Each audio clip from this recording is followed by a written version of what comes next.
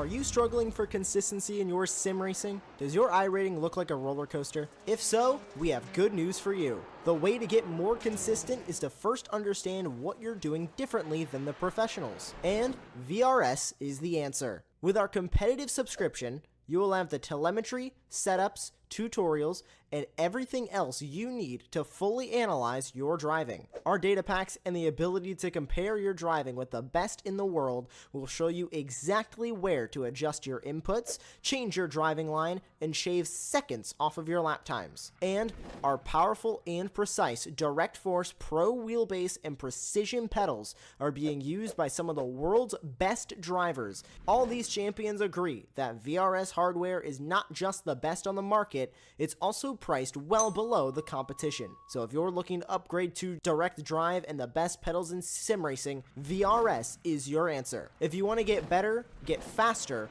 and make it happen sooner rather than later, you owe it to yourself to find out why so many people are switching to VRS. You'll be so glad that you did. Visit www.virtualracingschool.com and learn why the best use VRS.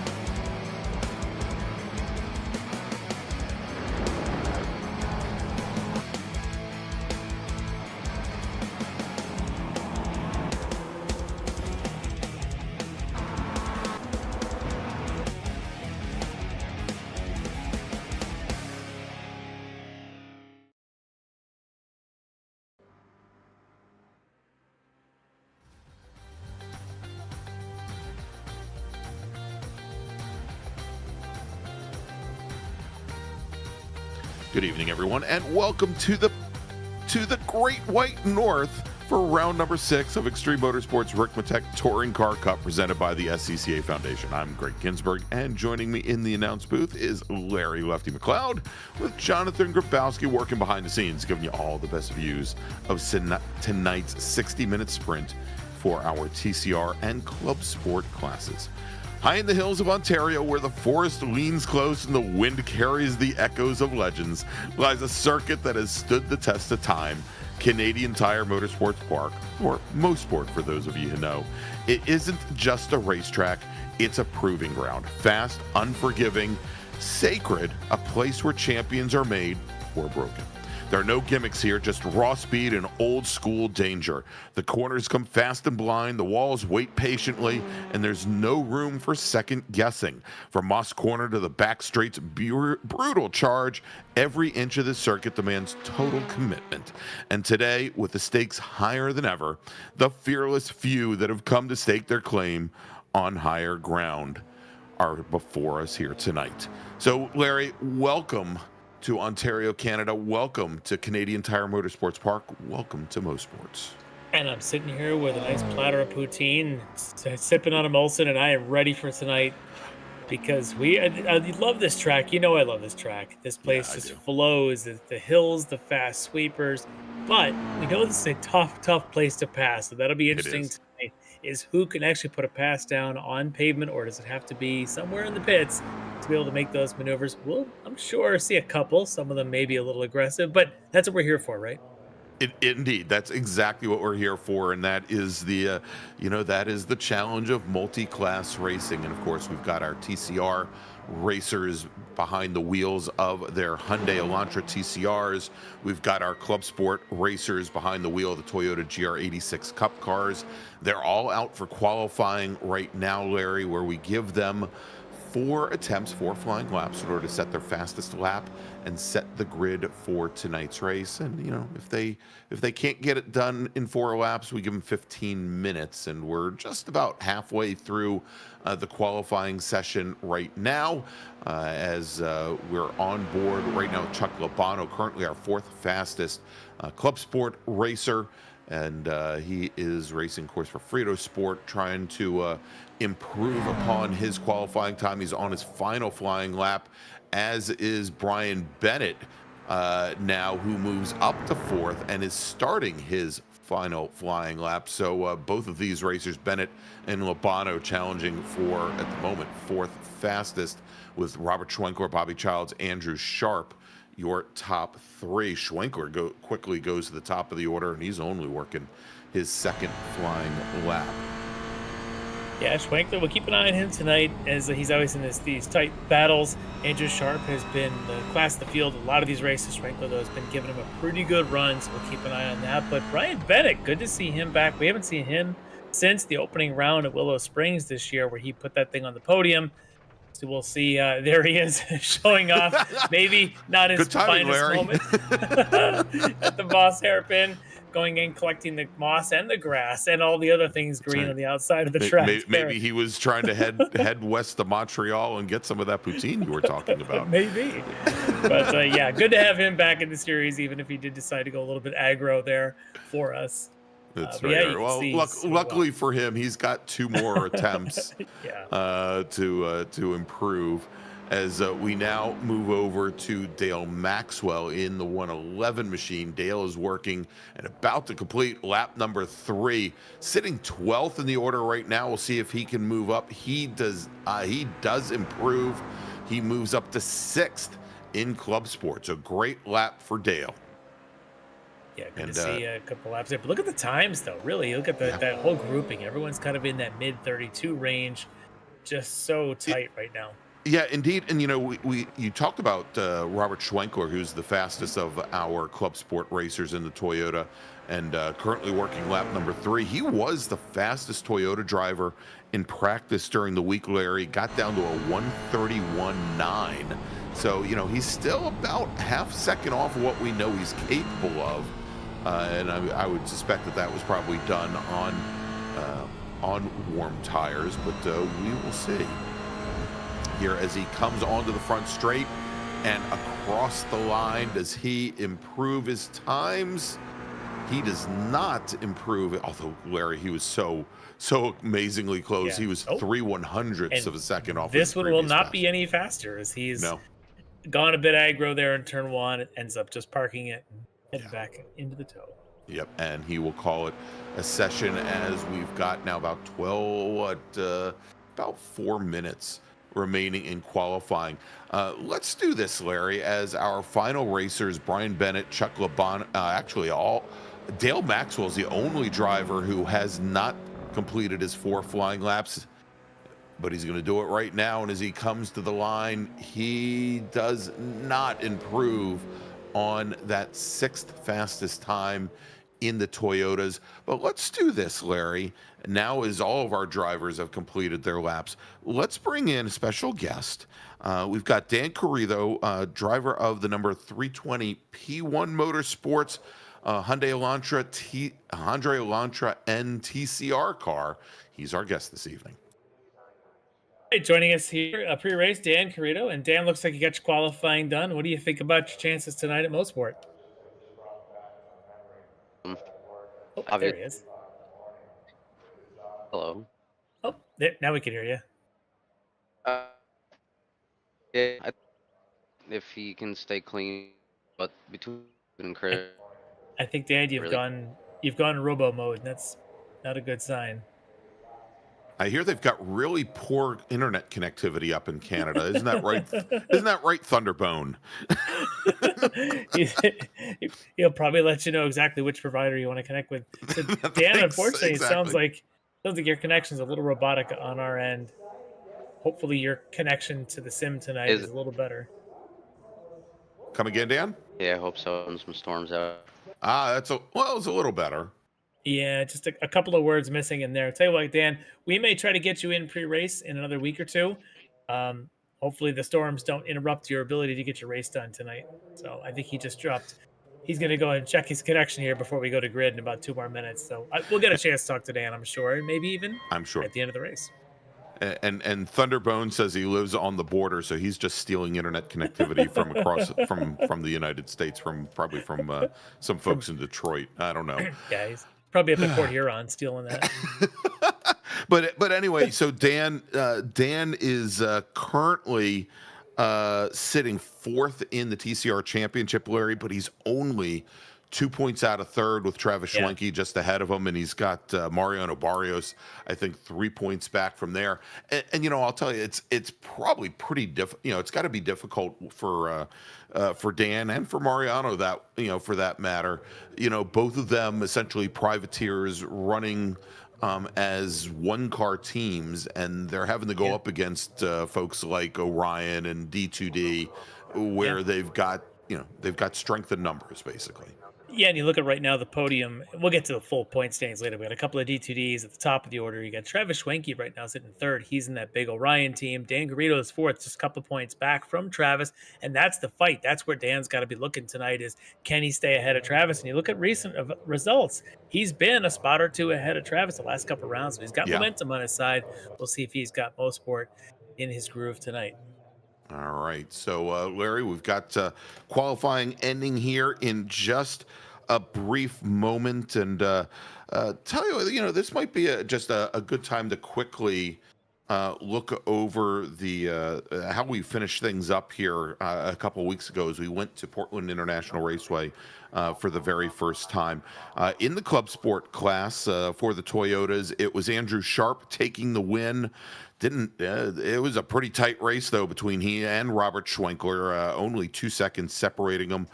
Chuck Labano finished in third. Dave Klimovich finished in fourth. And in TCR, Bailey Petrowski from D2D, our pole sitter tonight, took the win by over 7 seconds over Orion's Mike Dam. Eric Violette finished another 8 seconds back from there in third. And then Dan Carrillo finished in fourth at Portland. Yeah, good result for him there. We'll see if he can match that and back that up here tonight. 2 weeks later, as it looks like we're about to go to grid. Indeed, as our racers head to grid, Larry, why don't you take the TCR cars, and I'll struggle with the billions of Toyotas. All right, 7 drivers making the field tonight, and at the top of the order, the whole front row lockout. In fact, the top 3 are going to be all D2D Sim Racing, and on the pole tonight is your points leader, Bailey Petrowski, in his Hyundai Elantra, and alongside him, the first of his teammates, David Payton, the Canadian, in fact. And on the second row, on the inside, is going to be the third of the D2D Sim Racing entry, Tris Thorman. He'll be alongside our pre-race almost interviewee, Dan Carrillo from P1 Racing. On row 3, we got another privateer, literally the privateer of Ryan Haley. He'll be alongside an Orion entry of Leo Dragoda. And then finally, on the 4th row from Lead Paw Racing, Pan Hiraday. All right, let's move over to the club sport racers in those Toyota GR86 Cup cars, starting on pole today. Again, fastest driver all week, Robert Schwenkler from the Wrong Stuff, with Bobby Childs doing double duty right now. He's starting on the outside of the front row in GS, and he's also on the front row apparently in the YouTube chat. So we'll see how he plays out tonight. I hear Bobby's got a new livery on his car that he's also running a different number to provide some love for his son-in-law Austin. All right, on the second row from Rapid Theft Racing, it's going to be Andrew Sharp with Sector 5's Brian Bennett. They're starting in fourth. Starting fifth today from Frito Sport, it is going to be Chuck Labano with Slow Bros Racing's Dale Maxwell starting in sixth. On the inside of row number 4 for the SCCA Foundation, it's going to be Jeff Jacobs with David Klimovich from Slow Bros starting right behind his teammate in eighth. Then we got Michael Klimovich starting in ninth, alongside John Casey from Frito Sport. Then we got Paul Carey from Carey Racing, another one of our privateers, starting alongside Tom Jenkins from Midfield Motorsports. And then rounding out the club sport field, we've got Flying Tortoise Motorsports, Russ Ruddick, starting alongside Rodney Carey. And Larry, it looks like Leo Dragoda and Pan Hydroday did not make the grid in their TCR Hyundai Elantras. Well, That'll be interesting to see those two if they can join the race as the field goes flying by. So we'll keep our eyes on Leo and Pan. All right, and of course tonight, Larry, our race is presented by the SCCA Foundation, which provides funding for the SCCA Academy, training the next generation of race workers and volunteers that make real-life road racing events possible. Visit the sccafoundation.org for more information.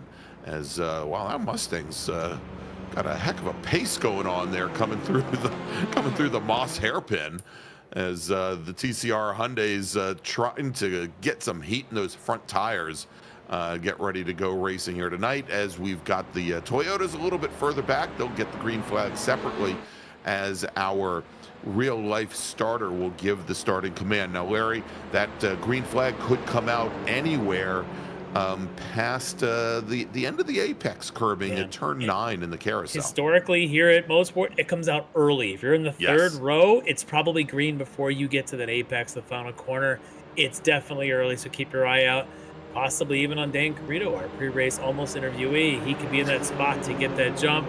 We'll see if the D2D team sort of plays team tactics and lets Bailey get away, or if Dan can sort of shove his notice in there and make a game out of it. All right, and of course, easy to pick out Carrillo. He is in the red Hyundai. They're surrounded by a cadre of D2D Hyundais. Yeah, but Haley's the other one there in that purple and multi-purple car.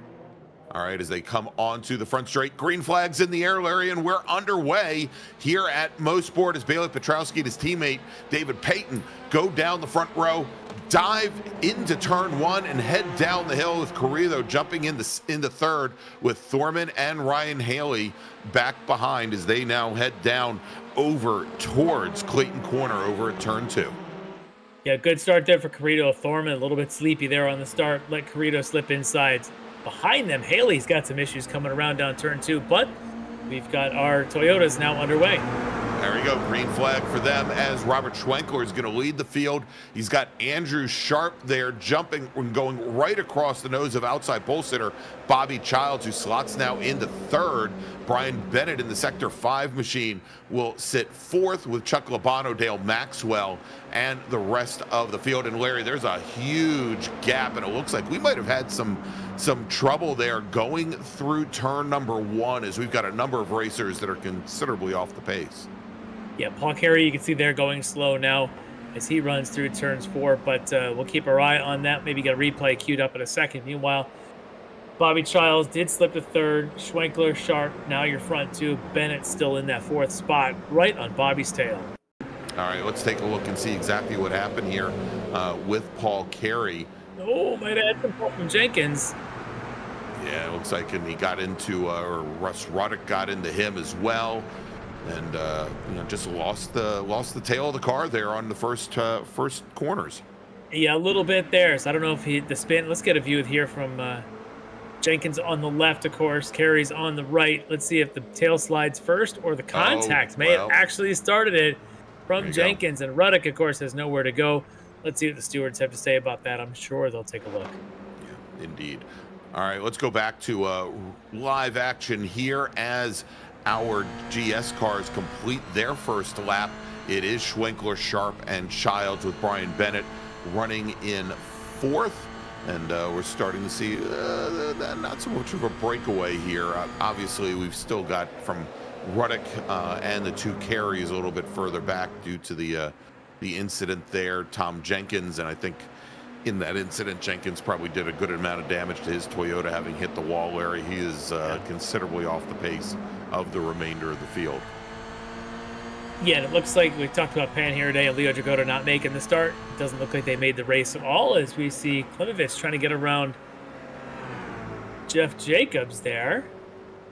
That's a good little tough move as they go now side by side into the hairpin. This is going to be hairy, as they say. Klimovich on the outside, Jacobs on the inside, and they survived the side by side. Looks like Klimovich is going to have the advantage as they head up the Andretti Straight. Yeah, he finally clears them there just as they get past the exit of the Moss hairpin, and so now move him up into second. Well, that's the. Sorry. Yeah, moved them into 8th position. Sorry. I can't count, Larry. I can't count, and I don't. And my compass, isn't shooting towards due north any longer, which is a problem. They make a pill for that. Anyway, Yes, back to the I action know. here. As Dan Garrido still in that 3rd spot, really hounding the back of David Payton, the second of the D2D, because already now with about a 2-second gap is Bailey Petrowski in the front. You can see him just sort of peeling away from these two, but now Garrido is in the middle of a D2D sandwich and just trying to fight for his life amongst those 2 other teammates. All right, and so it didn't take long for the hands of justice and the scales of justice to come down. Paul Carey getting a drive-through penalty for his incident with Tom Jenkins. Not a surprise there. Yeah.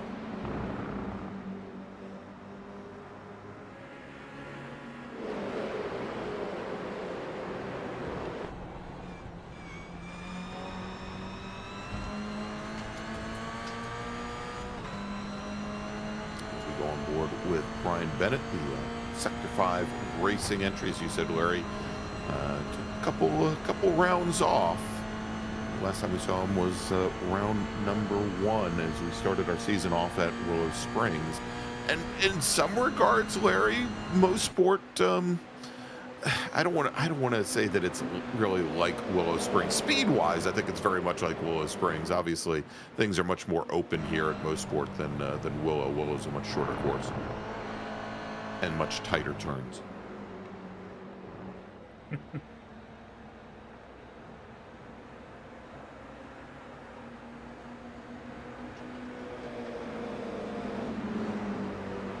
There's Bobby in his new livery. Does it say the Great North on it?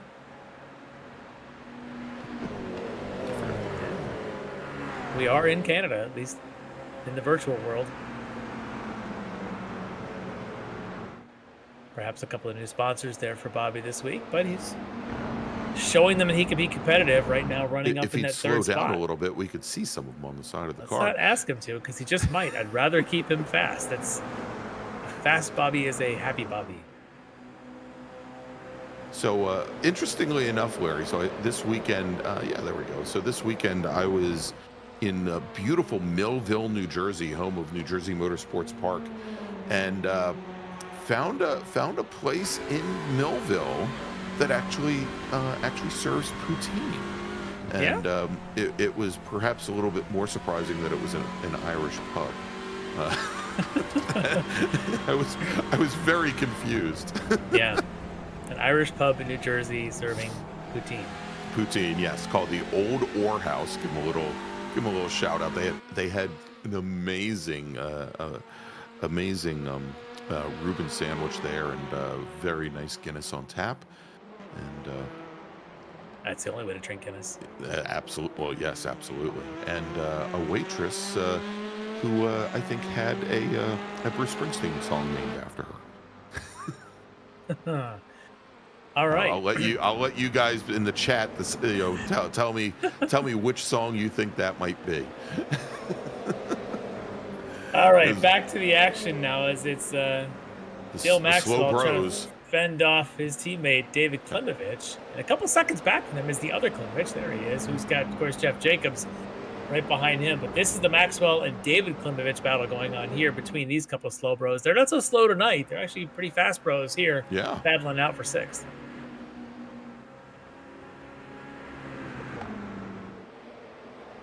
All right, let's jump a little bit further ahead, Larry, and get back with Bobby Childs. And I don't want to call this the battle for 3rd right now, because other than the fact that Robert Schwenkler is starting to now eke out a little bit of a lead on the rest of the field, it's Andrew Sharp, Bobby Childs, Brian Bennett there.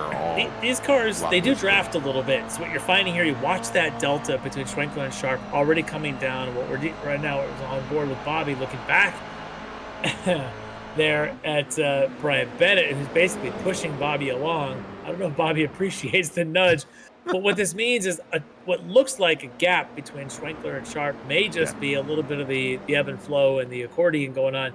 Sharp now, as they go across the front straight and the stripe, he's back to within 5.5 tenths or so. And that's just the way this place plays. These fast corners, fast straightaways, generally fast everywhere. you end up with a lot of these long trains that go on, and you know, if no one's pressuring the lead car, then behind them everybody stays stacked up like these three might be. But now it looks like we may have a pass going on if we flash back to that real quick. Yes, one of the D2Ds gets in and the other goes off. That's Peyton that's David wide. Peyton. Oof. That's Peyton in the wall now as Thorman and Carrito actually swapped spots and got by Peyton. And Peyton was looking in his mirror, I think, more than he was watching in front of him. Well, for a while he was watching the tire walls coming right up. But he was by himself. So watch this. As he's the lead car in this train with the green stripes there. Behind him is the actual fight of Chris Thorman with Carrito. And actually, it looks like Thorman got into him. I think he might have gotten a tap, Larry. From his teammate. Yes. Wow. Yeah, let's take a look from an overhead, if we can, and we'll see. But I'm fairly certain.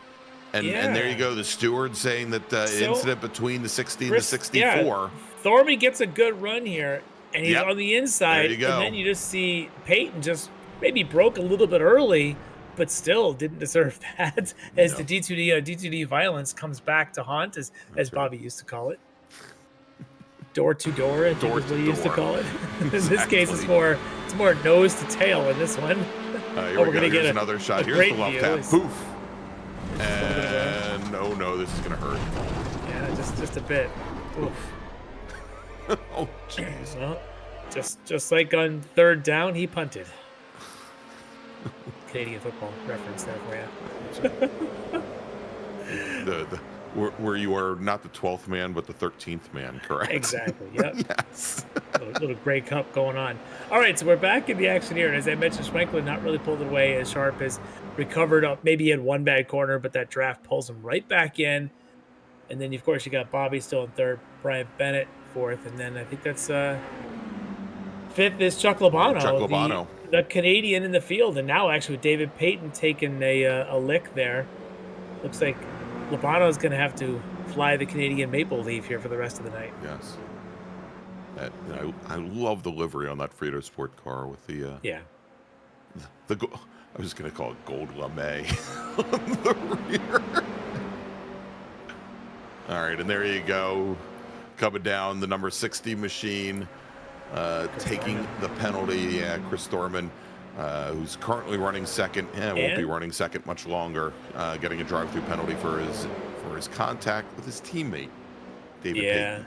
And so that's going to benefit our pre-race interviewee almost, Dan Carrito. I'm going to call him that all night. Dan Carrito is going to probably benefit from that once Thorman does serve that penalty. So, but meanwhile, we're going to flash in the middle of the pack because we have continually more racing going on everywhere. This, of course, is the Jeff Jacobs, John Casey, Michael Klimovich. So it looks like Klimovich had the advantage at one point on Jeff Jacobs. Back. He's shuffled back now behind even John Casey. So it's Jacobs, Casey, Klimovich now. These three right in a row. Again, three great liveries. I mean, these guys are working hard to great liveries in this field.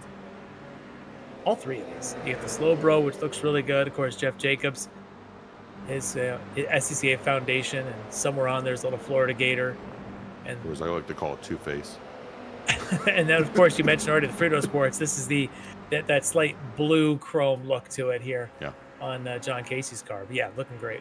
Oh, do we have a bit of a fight here going down the hill onto the Conti Bridge? Almost. It looks like Klimovich wants a little bit of that action. Yeah, I'm gonna try to do an over/under here as they come up to the Moss hairpin. And wiggle in the middle there. Inside, I think opting to just try and get a better run out of the corner. Yeah, John Casey had a bit of a wiggle in the middle of that. Klimovich had a good exit. Now look at Klimovich. He's going to go fake right, go left. That puts him on the outside. I actually like the outside line if you can get all the way along the door of the car you're trying to pass, because it puts you on the inside for the second to last corner. I like that line. The downside is, I was going to say the downside is that Casey's got a bit of a pull from Jeff Jacobs ahead. Yep. But now you see Klimovich going to hold that outside line, and is he going to get both? No, but he certainly should be able to get. Yeah, I was going to say he could have slotted in between them if he wanted to. Didn't need to. Yeah, but it looks like he was able to get around John Casey at least for the one. And nice now move. Race leader in the touring car. Yep, that's Billy Petrowski in the TCR. Says, "Hey guys, I don't mean to break up your party, but I'd like to play through." And that's a contact right behind. That's a lot of contact. As Jacobs gets spun, then Jacobs ends up coming together with John Casey. Yeah. Oh, I wonder if they my. were all checking up to avoid the lead car Petrowski passing going into by. one. Yeah. Possibly. Oh, that's unfortunate because that was such a good battle going on here. Here they are. Klimovich on the tails. Jeff Jacobs. There's Petrowski on that inside line. And I think just a little bit of check up there on the part of Jacobs trying to avoid the leading car.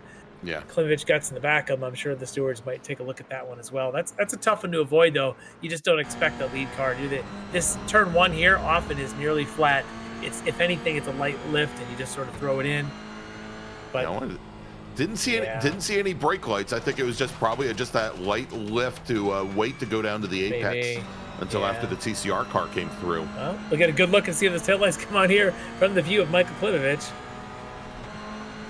And just a tap. Yeah, just little a tap. That's all it took. Yeah. Oh, that's terrible. Hate to see that happen. Both drivers are having such a good little scrap going on.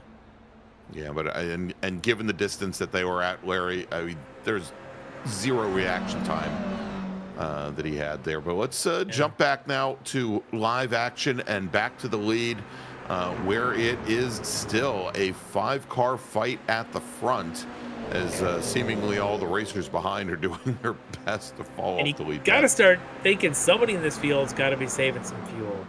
It's not going to be Schwenkler out in front, but I suspect maybe Andrew Sharp may be doing a little bit of a lift and coast here at times to try and make his pit stop short, because that's what it's really going to come down to, this pit stop.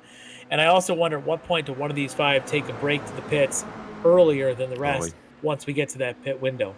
Yeah, and we think the pit window for the Club Sport cars should be opening up around lap 13.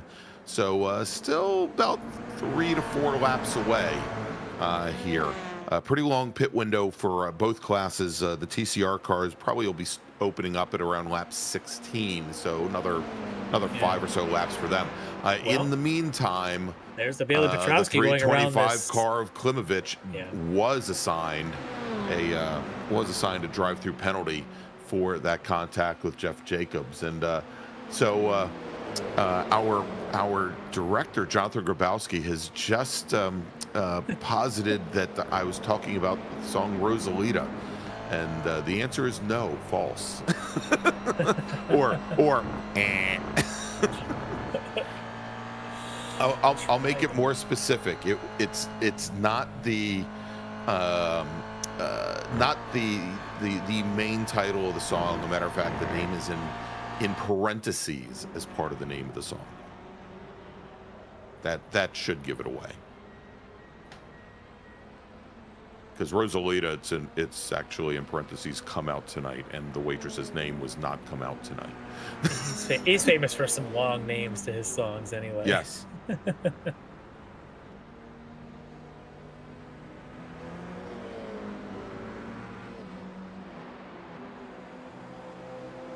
All right, there as we jump back again, live action with Schwenkler, Sharp, Childs, and Bennett, as well as Chuck Labano. That is what it has been since the drop of the green flag just about 16 minutes ago.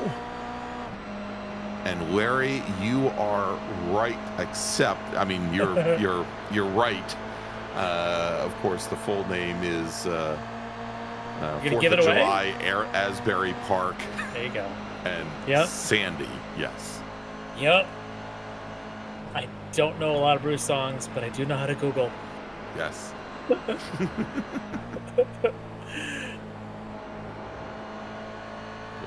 broke my pen.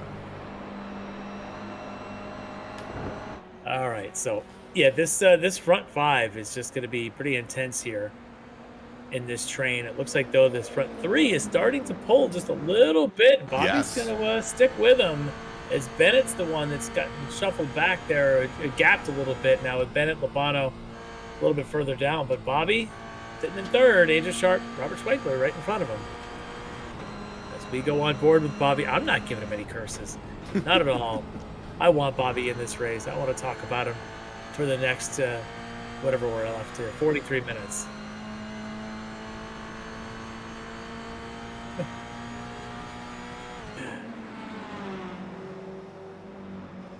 And there you go, as we jump over back to the TCR racers, as they are now They're interlopers, Larry, and this might be also why part of that Toyota pack is backed up or gapped a little bit, as Dan Corrido, who's your new second-place racer after Chris Thorman served his penalty, works his way through. He's currently about 10 seconds back from Bailey Petrowski.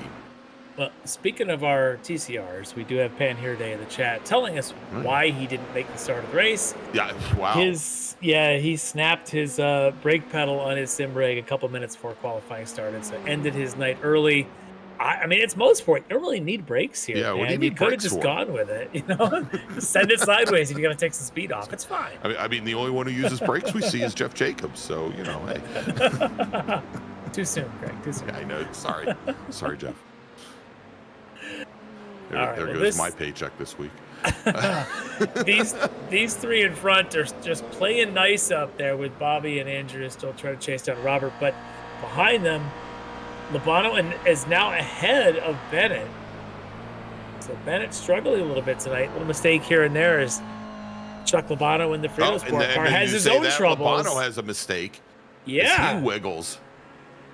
Right there in that turn 3, just struggled a little bit. Now they swap spots, but now they fall further behind the front 3. So this is not going to plan to try and catch up. And Pan says he was drifting around like it was Formula Drift without the brakes. Yeah, actually very much like we just saw Chuck Lobano and Brian Bennett do. Yeah. He would have been in the TCR. It's front drive. You just send it in, stand on the gas. That's how they're supposed to get driven. Well, tough luck there, Pan. I'm sure we'll see you back with a repaired brake pedal next time out. Yeah, and of course, in 2 weeks, the Touring Car Cup heads from Canada to Mother England around 75 minutes. One of our enhanced length races going to be at Brands Hatch. I do like Brands Hatch. So all the elevation change you get at Brands Hatch. Yes. Will it be raining? I hope so. Unfortunately, I don't think so, but that would be amazing. I mean, that would be a touch of real life. That's right. All right, and Brian Bennett, Larry, had a little bit of a challenge. Let's take a look and see what happened as both he and Lobano starting to get loose and swapping positions as each one has a miscue.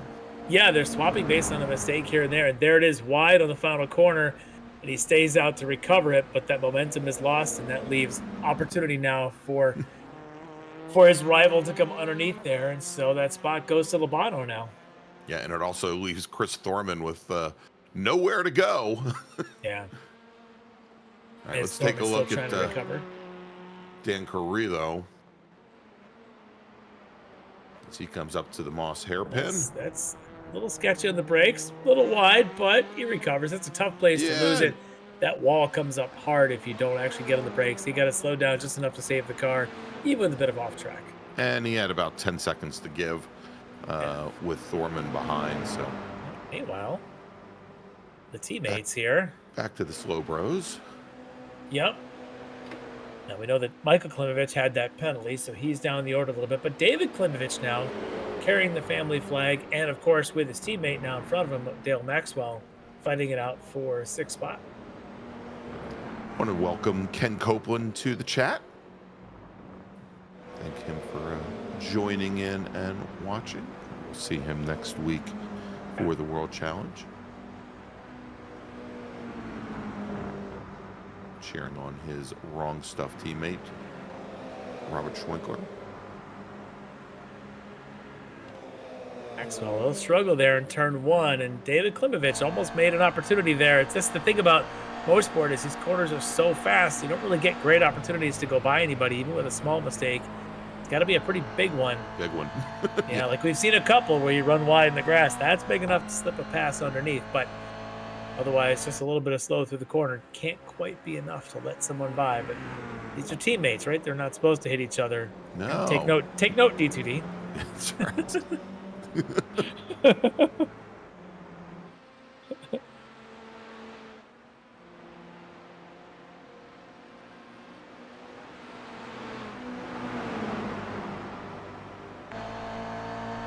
Meanwhile, somewhere, Eric Violet must be watching and thinking, yeah, guys, stop hitting each other. All right, and now popping to the inside, Andrew Sharp in the 24 machine. Does Bobby have an opportunity now with the two in front of him going side by side? He's still in line. And it was so interesting there, Larry. I mean, you saw the effect of the draft as Andrew Sharp was getting pulled up the Schwenkler, but as soon as he popped out, it's as if he hit a big wall, and all of a sudden Schwenkler just drove away from him. Yeah. And Schwenkler, he took that good line. I do like the slightly offline outside line through the long sweeping right-hander. I think it sets you up very well to defend going into the last two corners, and I think he did it very well right there, showing that that's the position you need to be in to hold that spot. Now, again, I think this race for these three is going to come down to pit stops. It's going to be execution of that stop, and also timing of it is going to be crucial for whoever thinks they can win this race. And another driver who hopes that it comes down to pit stops, Larry, Ryan Haley, who's the first of our TCR drivers to blink. I told you that the pit window was going to be opening up on lap 16 for the TCR cars. There he goes. He has completed 15 laps, and the start of lap 16, he's on the pit lane. He's been in his pit box now for about a half a minute. And we'll see where he comes out here in just a moment. Yeah, he's been with us this season about half the rounds. A couple nights I wasn't able to make it, but good to see him back here and showing us when you can start your pit stops as we go on board here with race leader Bailey Petrowski. Just making it look easy. So Bailey tends to do that to everybody. Economy of motion in the hands. Even there, even through Moss, almost turning it into just a single, one single bend of the car in. You can almost feel the car float the way he just drives that. And Larry, I'm starting to wonder if Ryan Haley doesn't have an issue, as he's now been in his pit stall for a minute 20. We'll keep an eye on him in a bit, as race leader Bailey coming up on some Toyota traffic there. And John Casey bringing his car in, by the way. First of our CS drivers to pit. It's like Paul Carey getting passed by TCR car, but now we flash back to Russ Ruddock, who we did see him just tap into kind of incidental contact with what would already happen there on that opening lap or so. He seems to be going well right now in this battle with Rodney Carey.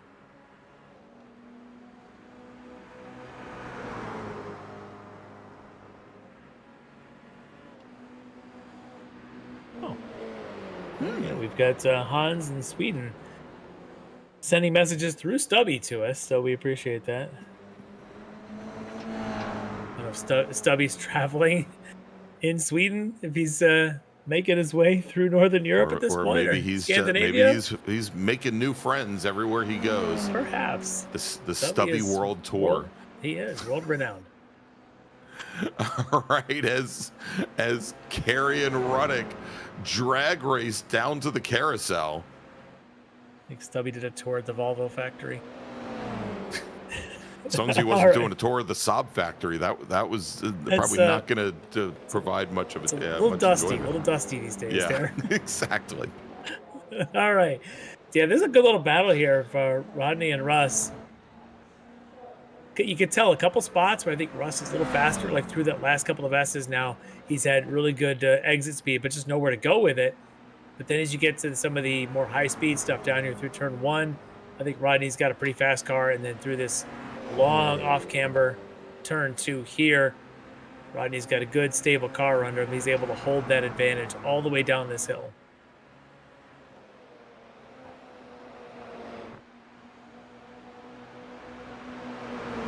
Pressure here now from Andrew Sharp in second place. And he's going to jump out again. There. Well, he might actually have enough this time. Like I said, I like that outside line. He got a really good run. If he can hold the outside line, he'll be on the inside for the next corner. That might be enough. He runs a little wide if he's late on the brakes. Oh, And couldn't shove the Schwinkler nose just in. shuts the door. I'll tell you though, Larry, if Sharp had Bobby Childs maybe a little bit closer and maybe got at least a little bit of a shove. Even if it's a push draft, it might have been enough. Yeah. And I think Sharp may have been there. I think Sharp was conservative on his turn in to the long right-hand sweeper. Actually gave Robert a little bit more room than he needed to. So I wonder if he'll learn that lesson and try to hold a little tighter to the car on the right. If you're the car on the left, you got to stay snug to the car on the right all the way into that corner as much as you think you can get away with. And then you've got the advantage going into the second to last corner. You try to be too soft, too conservative, you give the other driver a better line and you would take off too much speed on the outside. But Andrew's working on that line. I think if he wants to make that pass stick, he could probably try it again and it might work. But we'll see. Like you said, though, having Bobby's pushing from behind could definitely help.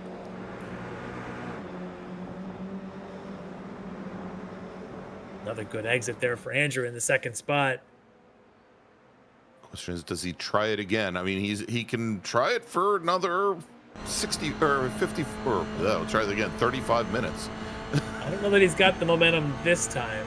No. Robert got a decent exit there too. This is, yeah, he's gonna stay in line this time. Probably do a little bit of fuel save. And Bobby also doing the same behind. And I'm watching behind them. Chuck Labano is starting to gain the ground on these three.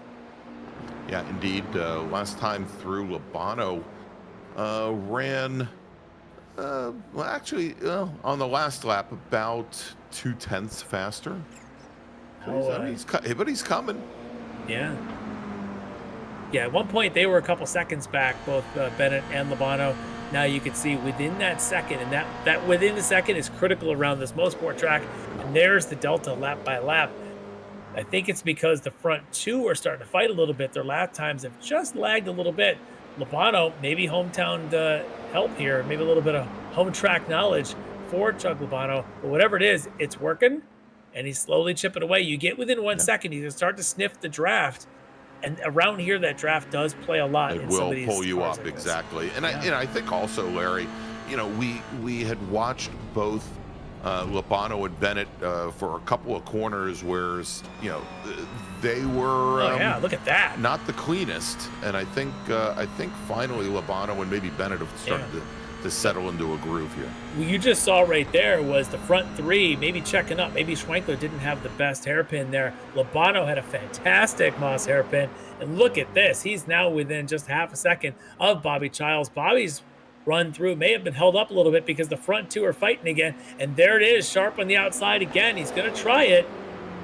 He's not able to this time. Schwenkler dominates that inside line and keeps Sharp behind him. But we may have a 5-car train because I think Bennett may also be about to have a pretty good little S's here to close up this gap to 4th. Yeah, I was going to say Bennett's right there also. Yeah. But here, Larry, it also looks to me as though Sharp may get some cold feet as they go into the carousel a little bit. He certainly let out of the throttle, I think, a little bit earlier than Schwenkler.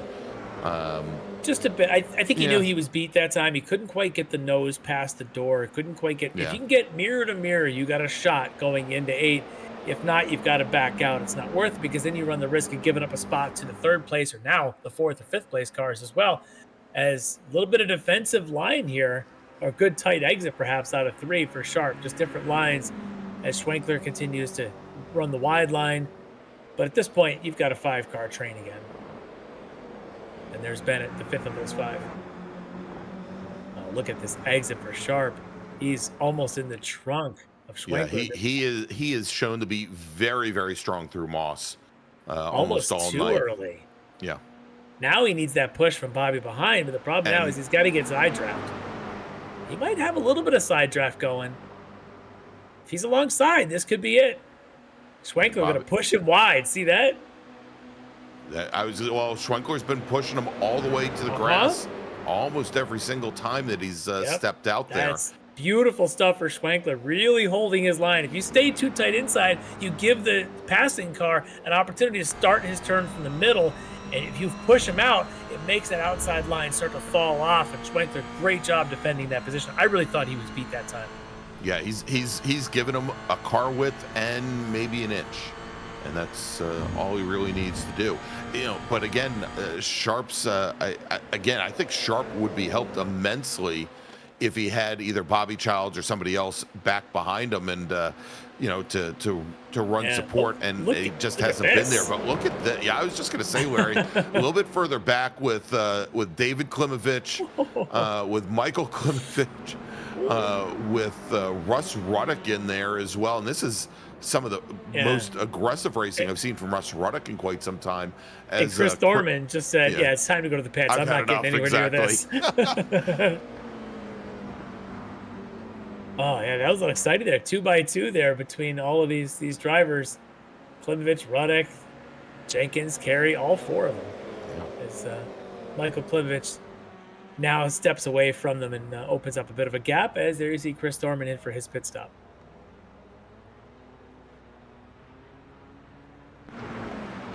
Yeah, Ken Copeland's just mentioned in the chat that Rob's been studying the Copeland School of Defending. Yes, that's very much what's going on here. But the Wrong Stuff has had a few expert lessons in the defense lines here the last couple of weeks. Beautiful stuff. If you didn't catch last week's World Challenge, you need to go back and watch the last 20 minutes. Yes. It was beautiful. Just a masterclass in defensive racing. And Larry, I had mentioned that I thought Ryan Haley had maybe some issues in the pits. And turns out he was on the pit lane in his pit stall for almost 6 minutes. And so maybe there was some damage that had to be repaired. But when he rejoined back 17th overall. And he is now 4 laps down from the rest of the TCR cars. Yep, and he's still a couple laps ahead of David Payton, who was in after his incident earlier. So right now, Haley is running technically 4th in TCR, with Payton now in 5th. Both of them several laps down from the top, as it looks like Dan Carrito is in the pits now. Yeah, indeed. Carrito just came down the pit lane a few moments ago to take service, and we'll see where they come out. Let's do this. If we can, as he now heads out, and he should, given the gap that he had opened to Chris Thorman, should be able to easily rejoin in 2nd position. But let's go back to that battle in Club Sport for a moment, if we can. I just want to check and see here once again as Schwenkler runs Andrew Sharp wide. But I just wanted to see if there was going to be any change order, because we are right up against the top of the hour, and it's break time, my friends. Time for us to thank some of our partners and sponsors, and when we come back, more racing action here from Mosport. We'll take you all the way to the checkered flag for round number 6 of the Extreme Motorsports Ricmotech Touring Car Cup here on Apex Racing TV. Stay with us. Ricmotech, high-performance sim racing equipment. Whether you're just looking to have fun, train for race day, or become a serious esports competitor, Ricmotech has you covered. Hundreds of name brand parts. Support from experts that love sim racing. Trusted by the pros. There's only one place to go, Ricmotech.com. The SCCA Foundation is a 501c3 organization serving as the charitable arm of the Sports Car Club of America. One of the programs partially funded by the foundation is the SCCA Academy, an online learning management system used to keep real-life racing track officials up to date on the highest standards of race safety and officiating. Through this program, the SCCA Foundation is supporting the future of the best-trained corner workers and event officials in motorsport. You can support these efforts at www.sccafoundation.org.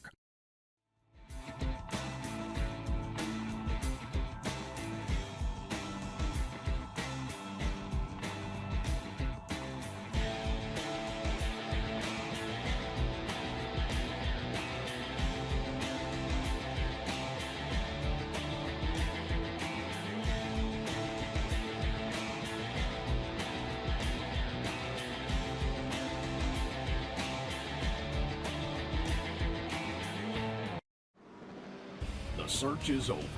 The most comprehensive league scoring solution is here, with the ability for multi-level championships, custom incident tracking, post-race time penalties, support for heats, drop weeks display, multi-car team scoring, advanced web widgets, rookie championships, a custom paint system, and load those results in seconds. Visit extremescoring.info today. Ricmotech, high-performance sim racing equipment. There's only one place to go, ricmotech.com.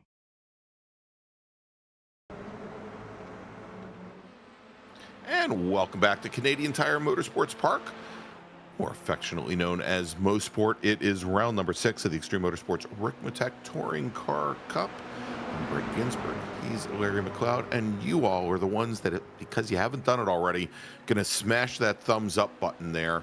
And of course, if you haven't done so already, go ahead and subscribe to Apex Racing TV. Great virtual racing all year long. As we are watching, Larry, this continuous battle for the lead in Club Sport. Robert Schwenkler, Andrew Sharp, Bobby Childs, Chuck Lobano, and Brian Bennett. And things look pretty much exactly like when we left them for the commercial. Yeah, a few minutes into the race, we had seen this train looking like this, and it got broken up when Bennett and Bennett and Lobano having some issues. They traded issues over and over, and they fell back. All of a sudden, they seem to have cleaned that up. Lobano and Bennett now have gathered back up with that front three. I would not be surprised if one of those two ends up in the front three when this thing's all said and done. Yeah, indeed. And Sharp had just pulled a move out of his toolbox I don't think Schwenkler was ready for. Right as we went to break, Larry, Sharp tried to come underneath Schwenkler going into the Moss hairpin. Unfortunately, grabbed so much curbing right here at the apex that it just threw the car up in the air, and he just didn't carry the speed through the corner. And it gave Schwenkler just a brief reprieve. He caught Schwenkler by surprise. He may have then caught himself by surprise with how far inside he was when he finally went to get to the brakes. Lucky for him, the curb, he hit it, it popped right back down, stayed in line, kept his position. That easily could have been disaster, but specifically for the cars behind him, had he slowed up a little bit and then dove in the wrong way coming back on track. As it looked like there for a second, Bobby may have been popping out. Gets back in line, though. I think with this train, everyone starts to bunch up going into 8, 9, and 10. As it looks like, that's Brian Bennett into the pits. He's going to take this opportunity. This is interesting now, being the early stopper. I say early, it's 40 minutes into a 1 hour race. I was going to say, he's still doing it. So, before the rest. Larry, I should note, as Bennett completes lap 25, we anticipated the pit window for the Club Sport cars extending to lap 26. So he's coming in a little bit early, but I think we're going to see these other 4 racers coming in pretty soon. Well, I tell you, for Bennett, he did what he needed to do, which is catch the pack. He drafted up there behind the rest of the group there long enough. Lobano helped maybe a little bit pulling him back into the group. And now he's thinking, you know what? If these 2 guys up in the front are going to fight, I'm going to get out of this, get my pit stop done, and maybe they'll fight themselves in a slow laps, and maybe I got a shot. That's the strategy, at least if you're Bennett. And I'll be curious at this point, as we are on lap 26 for these cars and nearing the end of their pit window, do all 4 come in, or does somebody have enough fuel? My suspicion would be Andrew Sharp might actually have enough fuel. Yeah, he might be able to.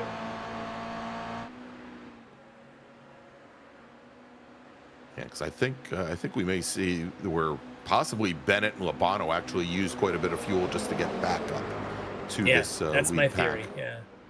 Well, let's see if anybody breaks from this and pulls in. And it is your leader and also Lobano. So Schwenkler and Lobano both dive to the pits. All right, so that's going to move Andrew Sharp to the lead. He'll get points for leading a lap. Bobby Childs now in second. Should also mention, so besides Schwenkler and Lobano, Dale Maxwell and David Klimovich head to the pits as well. And so question is, of course, where Brian Bennett is going to end up in regard, at least in regards to Lobano, and whether he can leapfrog the 346 car. I saw either Maxwell or Klimovich, couldn't tell which one of the slow bros was, have to back up in their pit stall. So we'll keep an eye on that when they come out. But this is critical lap here for Sharp and probably for Bobby Childs as well. Got to be clean. Got to execute this lap. For Sharp, he's been looking at the back of Schwenkler since the green flag dropped. So maybe he doesn't even have his timing down to do laps by himself. I have to keep our eyes on that as Schwenkler comes out with Lobano right on his tail and with Bennett right there. So these three joined right back in where they were. The question is, where are the other two when they come out of the pits? They go down towards the hairpin here while the others... Sharp. So Larry, here's something interesting. Yeah. Brian Bennett, who was the first of the bunch to head to the pit lane, was in his pit stall for about a second and a half less than Schwenkler, as well as Chuck Lobano. Well, he may be thinking the next 20 minutes he can save some fuel. We'll have to see. But yeah, Sharp and Giles both in. This is critical. Can they execute? Can Sharp make the pass in the pits over Schwenkler? Or does Schwenkler resume the lead? Oh, and it looks like Bobby had to back up just a skosh. And Bobby's in the air taking tires. Oh, that's going to be critical for Bobby. Interesting. He doesn't lose a ton of time, but that gap now may be enough to lose the draft of the pack. Schwenkler goes by with Lobano and Bennett in tow. Sharp is going to be right next to him or in front of him. I think he's in done front it. of him. Sharp, and there you go. Andrew Sharp takes the lead as the pit cycles finish up here, Larry. And he was in the pit. He was in his pit box for about the exact amount of time, actually 0.2 less than Robert Schwenkler. And those 0.2, that was enough to move him to the lead. That and that lap, he must have executed perfection there. So what'll be interesting here is Bobby, we saw the car go in the air. I don't know if he took 2 or took 4, but Bobby took them and didn't lose as much time as I thought he would. He's got to work hard. The 5th car and a 5-car train has to do extra work to stay in it. We'll have to see as Michael Klimovich continues to stay in the pits. He's in there for quite a while now. I think he may have had an issue. Yeah, both he and also Ryan Haley, who we talked about earlier. Already on the out lap now, Schwenkler's going to try and make a move. He got a bit of a draft there behind Chris Thorman. And I think can he get that back? Here's that outside pass. The nose up. And he's got inside position, little contact. What about Lobano? Can he make a move now into the 2nd spot? No. And Lobano, you could see where he had a great run coming into the carousel area, and I think he may have checked up a little bit when Schwenkler and Sharp got together, thinking that one of them was going to come right across his bow. Yeah. But Robert Schwenkler pushes back to the lead after just a single lap, sitting behind Andrew Sharp. Yeah, what a great move for Schwenkler. He knew he had a good run out of the hairpin there on that lap and knew that this was the best opportunity. You don't get a lot of opportunities like that here at Mosport. He took it, and that was the outside pass that you need to make. You got to get the car nose alongside, even ahead before you go into turn 8. He did all that. Now, that little bit of slowing up for them with the contact that scared everybody has allowed Bobby Giles to creep just a little bit closer. And I don't mean to call him a creep, but he did creep up on the pack a little bit. Yeah, it's Bobby. But look at this. Bobby! We're going to get a good look at your livery, but I don't think we wanted to in that case. No, and Larry, I was just gonna say that given the amount of time that Bobby had his car up on the jacks, I assume that he probably only took left side tires. And would that put him in good stead as the laps ran down to possibly have a move on Brian Bennett or maybe Chuck Lobano? And well, now we know that it probably won't matter. Yeah, and I don't know what it's like driving one of these cars with only trying to do 2 tires instead of 4. That may just give you an unusual handling in these. I don't really know.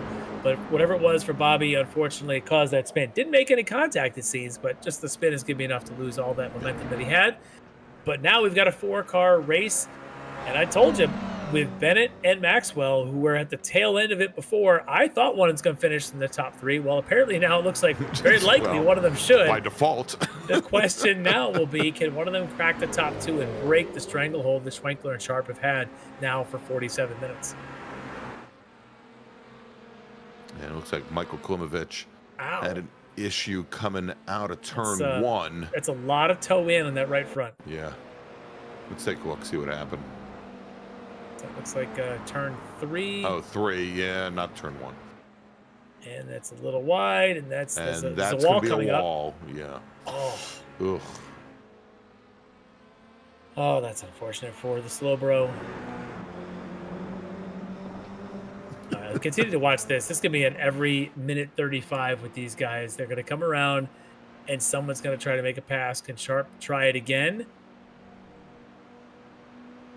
Almost underneath Schwenker. It's the timing. Out. And this time, Larry, he might have waited long enough. But Schwenkler is going to run him all the way to the edge of the pavement once again.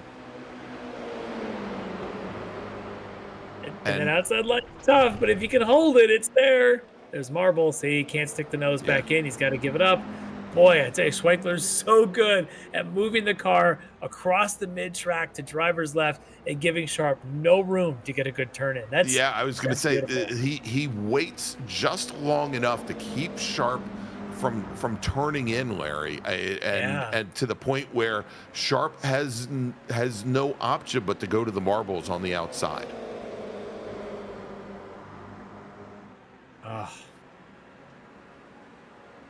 With 11 minutes left, we need to be asking those in the chat. Favorite Canadian musicians? Come on, just go. Oh, no, go. Here we are. I'm waiting for the Bryan Adams team to get angry at the Rush people. It's not Bruce Springsteen, by the way. Definitely not. No. Gordon Lightfoot. There you go. That's a good choice. That's a solid choice. Yeah. Solid choice. I think we've had this conversation. Any tragically hip fans? Come on, there's got to be some.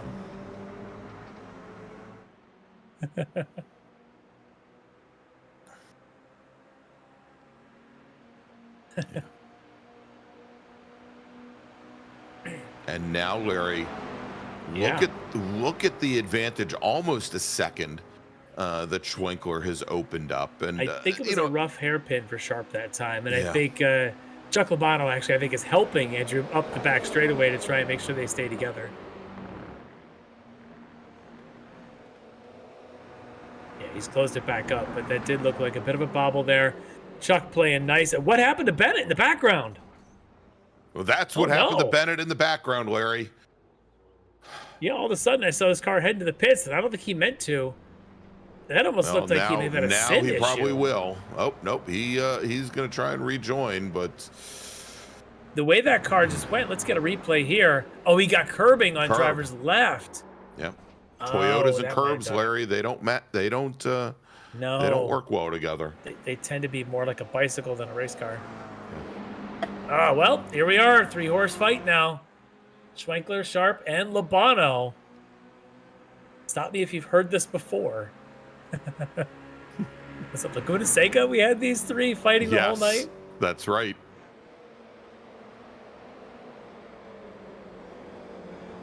And they're right back together. Yeah. Now, we haven't talked about points tonight, but I can tell you, your points leader coming in tonight was Andrew Sharp, 261 points. Maybe we can even throw the points up there. We'll talk about them here in our Club Sport Toyotas. And Sharp came into the night with that points lead. There it is, 261, about 7 points ahead. I'll do the math of Robert Schwenkler from the wrong stuff.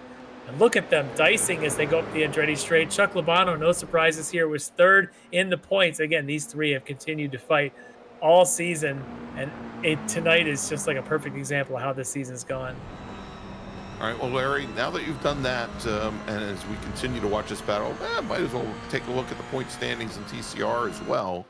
Not a huge surprise there, because there is our points leader and our championship leader at the moment, Bailey Petrowski. He's got 270 points. It's a perfect score at this point, as he has been undefeated. I'm going to throw all the commentators' jinx options out there, not to jinx him, but let's just prove that there is no jinx. You call it the sponsors jinx. Yeah, so Bailey, again, now, of course, Eric Violet came into the night second, taking the night off this week.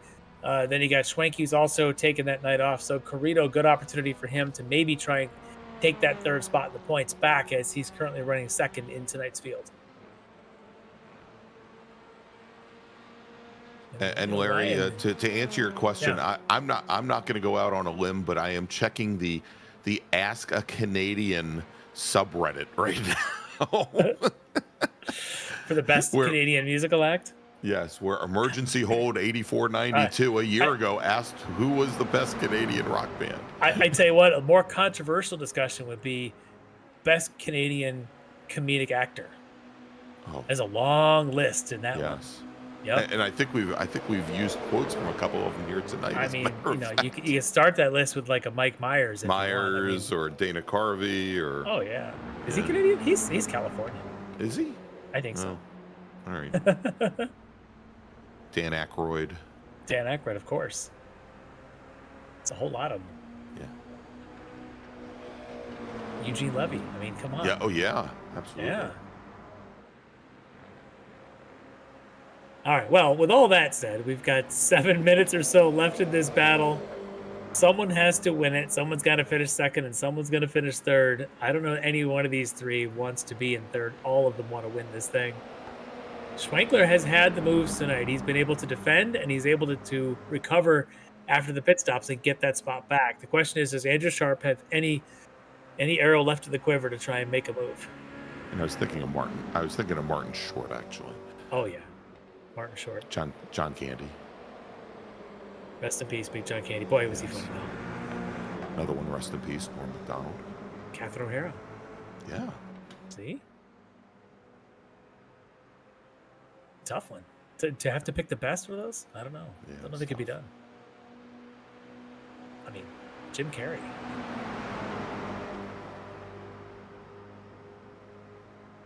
Pamela Anderson. Wait, she's Canadian, but that is true. Well, some would say her acting was funny.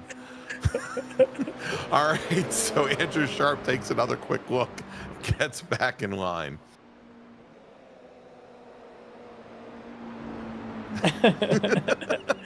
Brian Bennett in the chat is checking in while his car is under serious repairs. Brian, that was a violent way to go out. I actually was ready to blame your sim, but then we saw you hit the curb. I'm like, no, okay, you hit the curb. But you get to watch the last of these couple laps here. Ooh. This battle from the best vantage point, listening to us talk about it, as Andrew Sharp is on those curbs. Completely over the curbs. And where was it that we were talking, Larry, about what happens with these Toyotas when you go completely over the curbing and come and basically catch the inside lip of the curb? How it just rocks these Toyotas. Oh, it's brutal. You just got to be careful. You can hit them, but you got to time them right. Well, we've got 4.5 minutes to go. I don't know, maybe about 3 or 4 laps, depending on how fast Bailey Petrowski wants to continue to lap this place. As he's just kind of on the first half of a lap here, as he's working lap 39 for his pace. Meanwhile, our Club Sports are working lap 36. Bailey's just a machine tonight in that Hyundai. But this battle is Lobato now starting to get a little antsy. He knows that there's only limited numbers of times going down that back straight. Yes, we're now And there's under Bennett's 4 curve. minutes. What is going to call that Bennett's curve now? Yes. Sorry, Brian.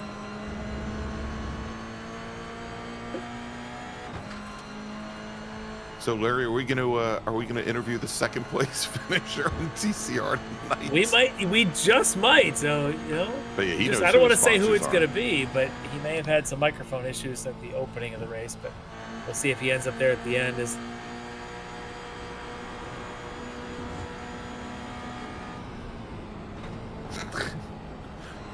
So Bennett apparently was trying to chat with Chuck Lobato during Brian, the race have you using considered text. using the whole microphone thing?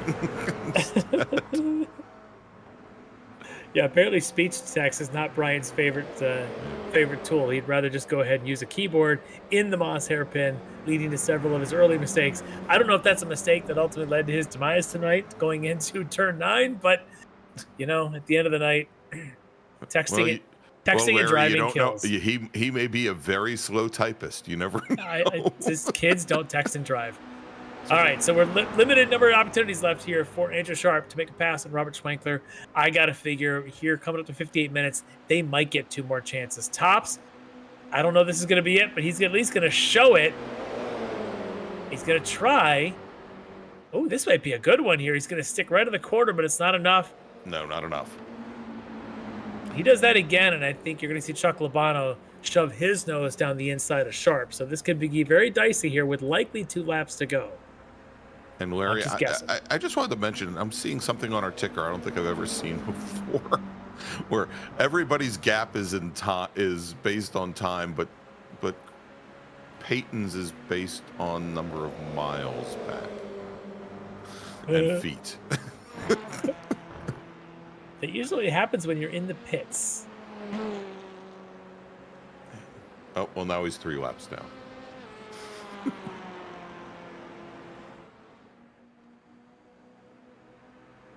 All right, so this time, depending on where Petrowski is, and he is, I think, not even to Moss yet. He should be coming up to Moss.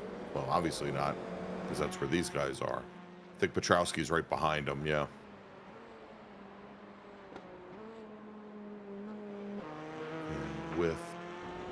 If he is minute left on the clock, he'll have 1 more lap, which should give then these guys 2 laps. Maybe, unless he passes them. In which case, he could speed up the end of this race very much. Look at Labano now positioning behind Sharp, almost pushing Sharp along, trying to figure out which way Andrew's going to go. Labano decides to stay in line. I thought maybe he'd pop left and try and go around Sharp, but he doesn't. As I got to figure these guys got to be close to their final lap, as there's Petrowski behind him. I think Bailey might pass them on this lap, making everybody's final lap about to start. Yeah. Look at that. You can see Bailey in the background. Unless, just hear me out, Bailey decides to sit and watch this battle in front of him and not end it too early. He's talked about doing things like that, just letting it play out. He's got 27 seconds. At this point, he's got half a minute. He could. Let's see what Bailey decides to do. Sit back, trying to remember who his sponsors are. I'd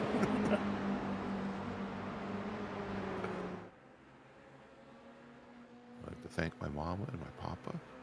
Labano is antsy. Look at him. He's just right up on the back of Andrew Sharp saying, come on, man, we got to make a run out of the hairpin this time through. And Labano just, there he is. He just vanished for a second. He's back. I told you that Canadian internet's a problem, man. Not a good exit for Andrew Sharp, but a good exit for Chuck Labano. Don't be surprised if Labano makes a move. Is Bailey going to stay? No, Larry. Oh, this is final lap for everybody. He just decided to help to give Schwenkler a big hand. Yeah. And so Bailey's going to come by. 2 corners to go for him. Now if he just parks it right here. Meanwhile, no activity behind them. These 3 stay in line. I'm hoping they realize 60 minutes have happened, and this is it. There you go. So taking the win tonight in TCR is going to be Bailey Petrowski.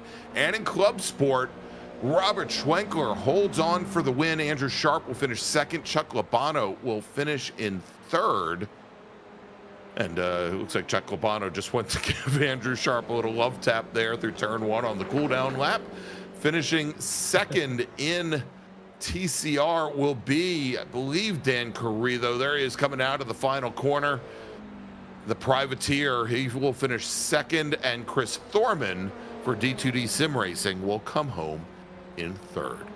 A good run for Thorman after having that early penalty issued to come back and finish on the podium there. Only a couple seconds actually behind Dan Carrillo. Yeah, actually made up a ton of ground there on Dan Carrillo. All right, so Larry, let's take a quick break. We'll come back here in just a few moments, talk to some of our podium finishers at Mosport, where you've just seen round number 6 of the Extreme Motorsports Ricmotech Touring Car Cup. Stay with us. Ricmotech, high-performance sim racing equipment.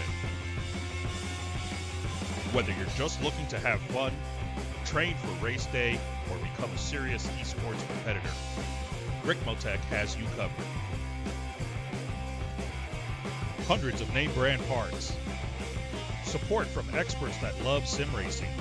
Trusted by the pros. There's only one place to go, Ricmotech.com.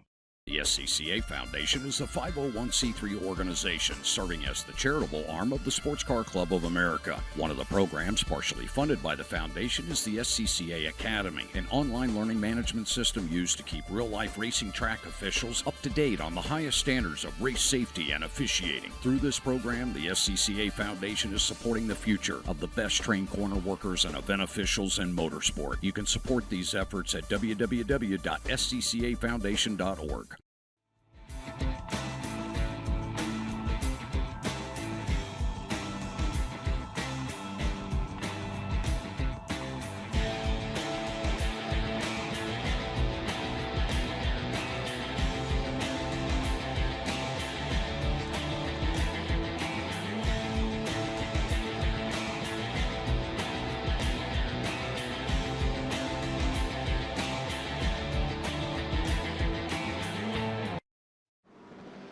The search is over.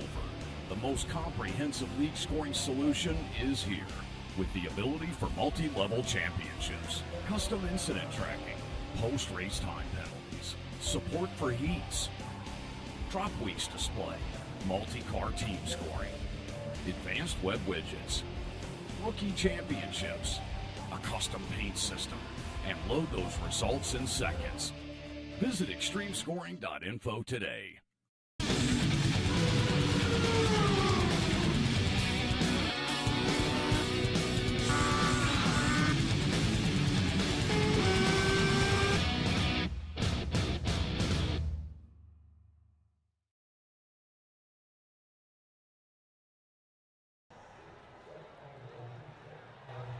Welcome back to Canadian Tire Motorsports Park, Mosport, where we've just seen round number 6 of the Extreme Motorsports Ricmotech Touring Car Cup here on Apex Racing TV. I'm Greg Ginsberg. He's Larry Lefty McLeod, and these are our race winners. Over in TCR, Bailey Petrowski from D2D Sim Racing takes the win over Dan Carrillo, with Chris Thorman finishing in 3rd for D2D.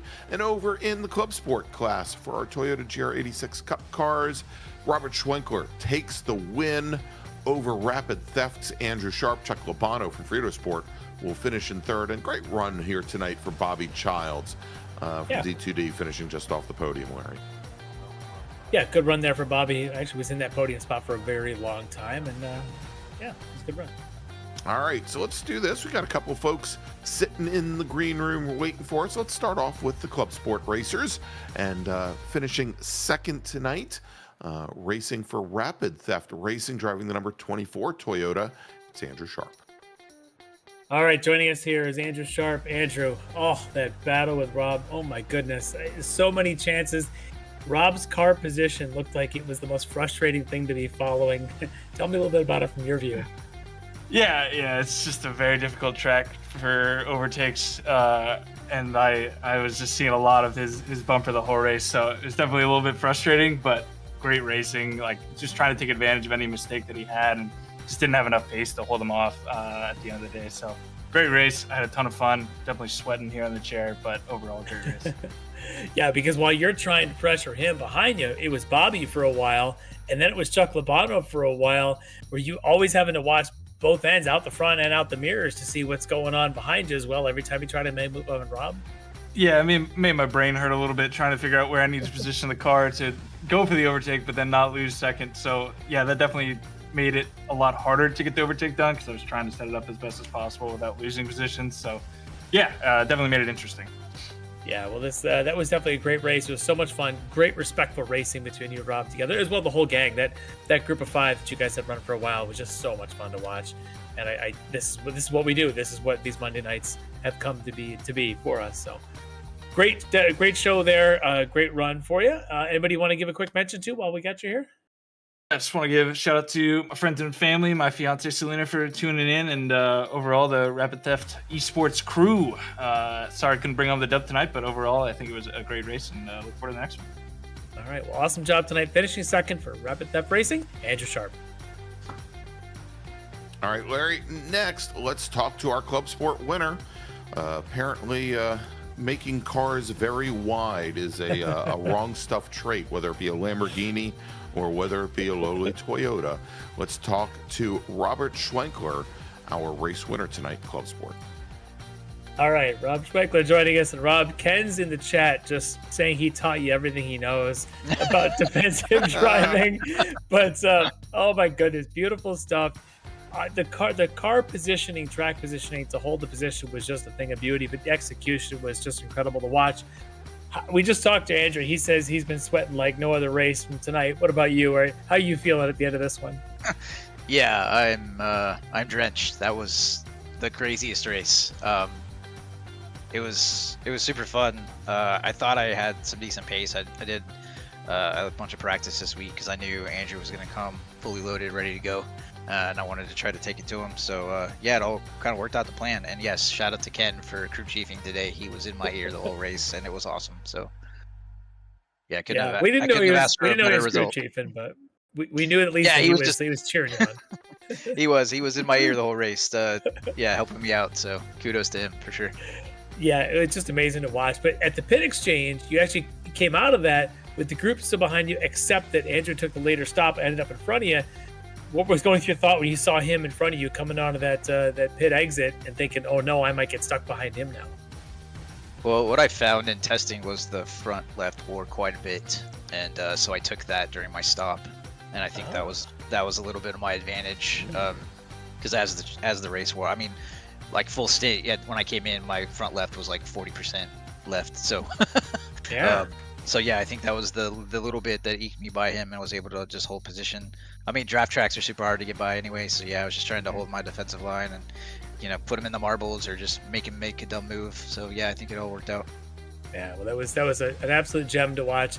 Great job for you and the team to get the victory here. 2 weeks in a row, it's a wrong stuff driver doing some amazing stuff to pull that win through. So it's really cool to see. But I'm sure you've got friends, family, teammates, everyone else you want to give a shout out to besides Ken. Yes. Yeah, thanks to all the guys on the team. They were watching for their support. Shout out to those guys. Shout out to all the team sponsors, VRS, SimCoach, Dangerous.net, UbiSafe, Abruzzi, SimMotion, Jerry Ackerman, Toyota. Thanks for all the support there. Thanks for everybody, friends, family watching, and to you guys for always putting on a good broadcast. And I'm super eager to watch this one. I want to see the battle. I think it's going to be awesome. I hope it was a good show for everyone. Definitely a good one. Tell your friends and family to watch. Everybody else who's listening in, definitely watch this one and bookmark this one. Send it out. Like, this is why we do this. Yeah, exactly, for sure. It was a blast. Shout out to everybody keeping it clean out there too. This group is super fun to race with, and if anybody's watching and wants to race with a great group of guys, this is the league to do it in for sure. Yeah, it was so much fun to watch. But tonight you get to celebrate the victory here with Wrong Stuff team. Congrats to you, Robert Schweikler. Thanks, guys.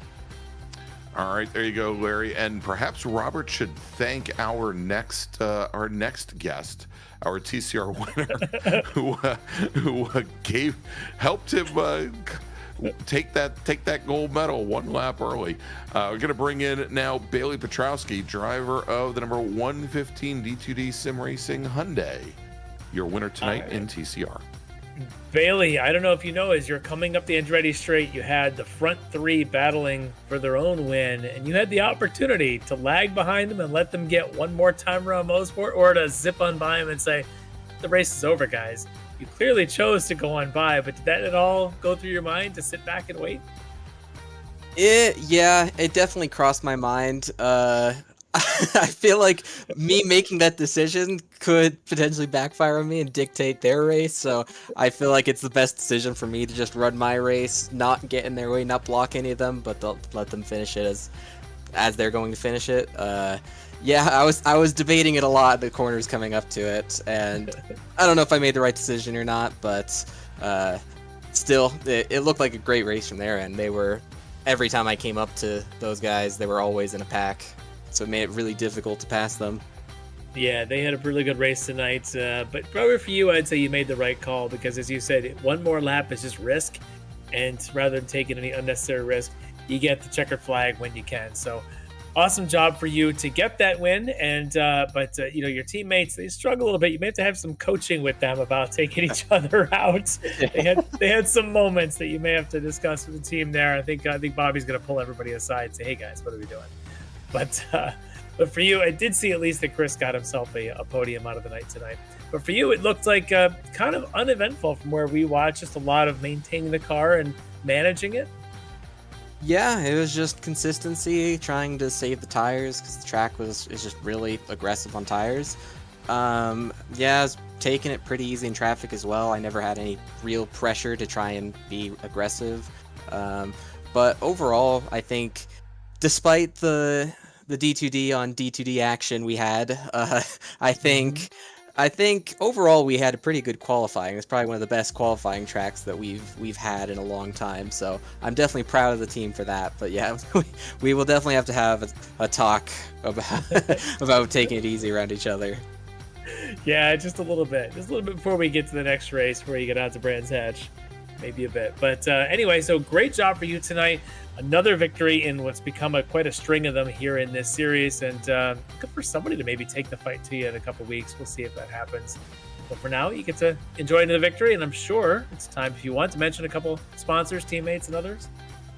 Yeah, definitely want to thank the team as always. Thank you guys for commentating on these races. Thank all the friends and family that continue to support me as well in these races and continue to watch the races.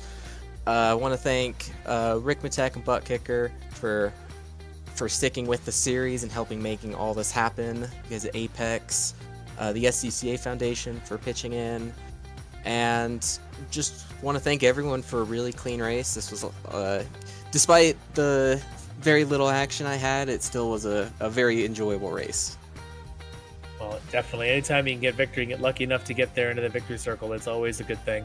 And for you, it's happening quite often for you here. It's another one in the books, a victory for D2D Sim Racing and your winner, Bailey Petrosky. Appreciate it, guys. You have a good one. All right. Thanks so much, Bailey. All right, Larry, let's wrap things up. And first thing we're going to do is take a look at what we've got coming up on the schedule here over the next couple of weeks.